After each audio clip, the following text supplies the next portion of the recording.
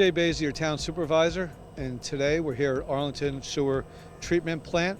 We're going to have a discussion and educational program with Steve Segna from Suez. Will tell us the do's and don'ts of a sewer plant, what the homeowner and the business can do to help us maintain our plant to be the most efficient possible and environmentally safe.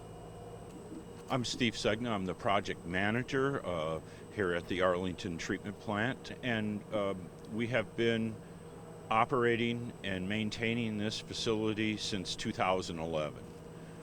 This is a 4 million gallon a day plant. It's a conventional wastewater treatment plant.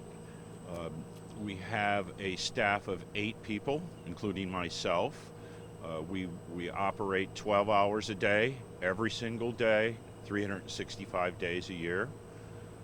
And our job is to maintain, meet compliance, regulatory compliance. And today we'd like to take you on a short tour of the facility, and we want to let people see the new upgrades that were installed here in 2018 and the benefits of this new equipment. And then we'd like to talk about flushable wipes and things not to flush down the toilet and things that you can flush down the toilet.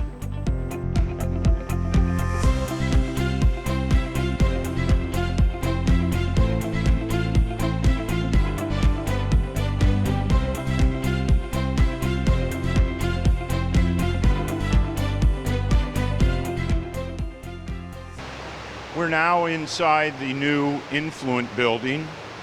Influent is the wastewater stream that enters the plant. It enters the plant right over here through a channel on this side and travels through this piece of machinery. This is an automatic screener. This removes all rags, paper, plastic, any solids that are in the waste stream prior to entering the wet rest of the plant.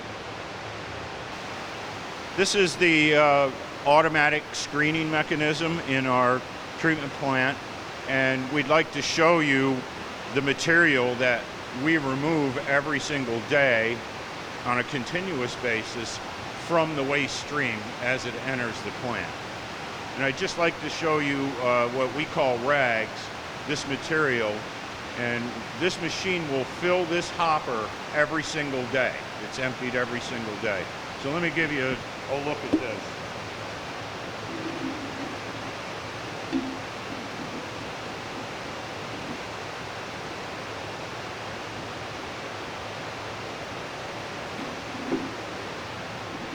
And you can imagine what this stuff does to pumps and all of our machinery in the plant. It clogs everything up, breaks equipment, and causes a lot of problems for the operation of the facility.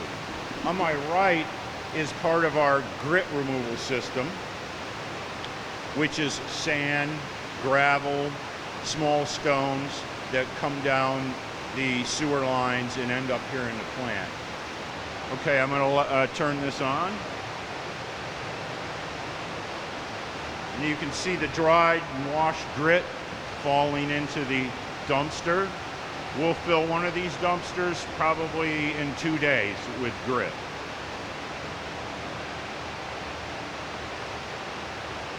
And as you can see, there's quite a bit. And this also protects our equipment downstream.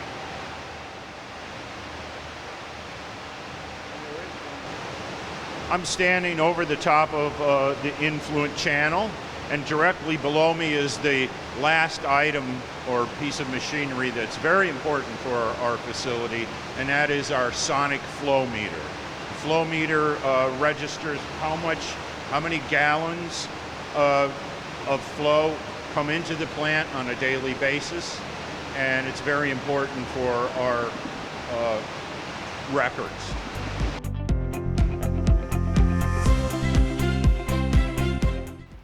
And now directly behind me you see our grit pad, where our collection system team deposits all the rags and grit and grease that is vacuumed and cleaned out of all the manholes, pump stations, and sewer lines, which there's over 100 miles in the town of Poughkeepsie.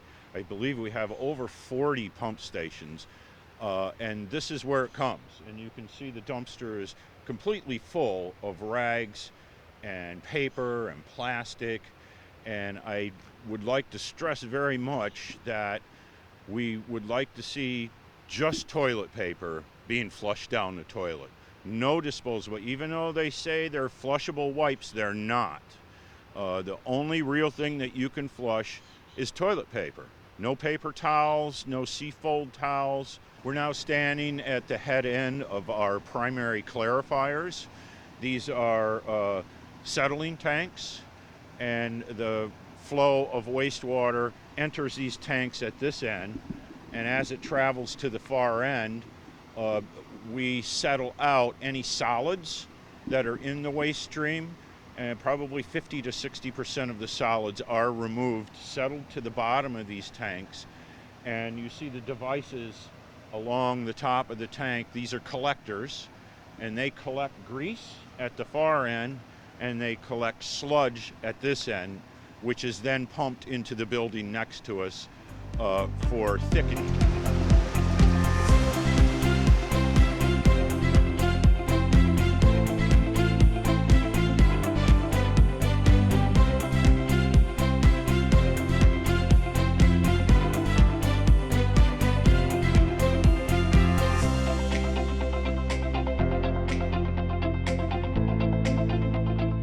Standing in front of our biological tanks. We call them aeration tanks, and this is where the bacteria is aerated. As you can see, we pump a lot of air in there to provide oxygen to the bacteria, and the waste stream comes into these tanks, and this bacteria actually does the job of eating or cleaning up that organic material that we all provide for. We're looking at the V-notch wares at the end of our primary clarifiers, our settling tanks, and you can see that the flow goes over between the V-notches and into the troughs where it exits the tanks. The V-notches are there to provide an even and consistent flow throughout the process.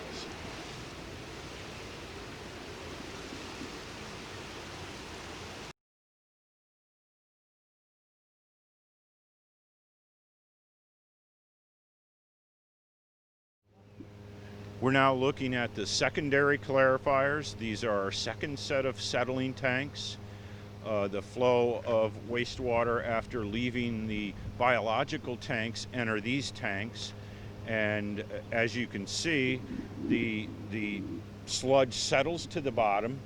That sludge is collected in the middle of the tank here and sent back to the head of the plant, or it is removed from the plant. This is a process that we have to watch very closely and ensure that we don't remove too much sludge or we remove too little sludge. This is called process control. As you can see beyond the secondary clarifiers, you can see our receiving stream, which is the mighty Hudson River. After leaving these secondary tanks, we disinfect the effluent, which is the water leaving the plant and going into the river, with sodium hypochlorite, or the same as Clorox bleach. Only our hypochlorite is just a bit stronger. We have several tanks at the lower end of the plant that hold the disinfected wastewater for a period of about 30 minutes, so it gets an effective kill of the fecal coliform bacteria. And then from that point, it flows down a pipe underneath the railroad tracks and into the river. It's a 3,000 gallon bulk tank, and then we have a chlorination room down below where we have 90 gallon day tanks, and we have flow paste pumps, 3 pumps that pump the chlorine into the effluent stream. I just wanted to talk a little bit about our regulatory requirements.